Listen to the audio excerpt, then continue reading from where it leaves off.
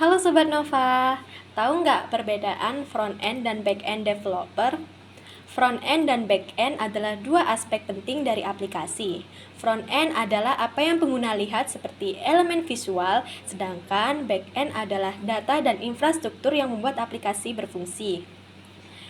Apa sih itu front-end developer? Front-end developer itu lebih berfokus pada tampilan antarmuka atau user interface dan pengalaman pengguna atau user experience dari sebuah aplikasi atau situs web yang memastikan aplikasi bisa diakses semua pengguna dan responsif di semua perangkat.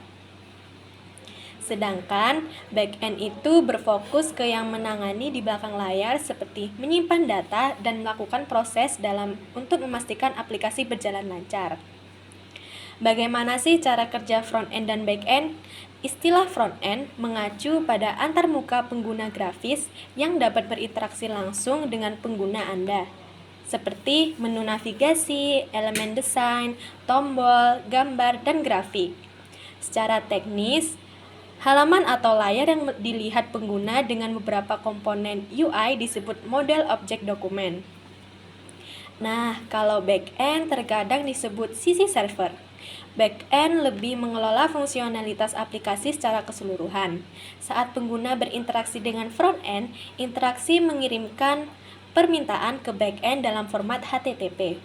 Back-end memproses permintaan dan mengembalikan respons. Jadi, front-end dan back-end adalah istilah umum yang secara logis mengelompokkan berbagai teknologi dan lapisan perangkat lunak aplikasi apapun. Front-end berfokus pada aspek-aspek yang dapat dilihat pengguna. Sebaliknya, back-end adalah segala sesuatu yang membuat aplikasi itu berfungsi. Bahasa apa aja sih yang digunakan? Kalau front-end biasanya menggunakan HTML, CSS, dan JavaScript, serta framework seperti React, Angular, atau Vue.js untuk membuat tampilan yang interaktif. Nah, sedangkan kalau back-end itu biasanya menggunakan bahasa seperti Python, Java, Ruby, PHP, atau Node.js, serta bekerja dengan database seperti MySQL, PostgreSQL, atau MongoDB.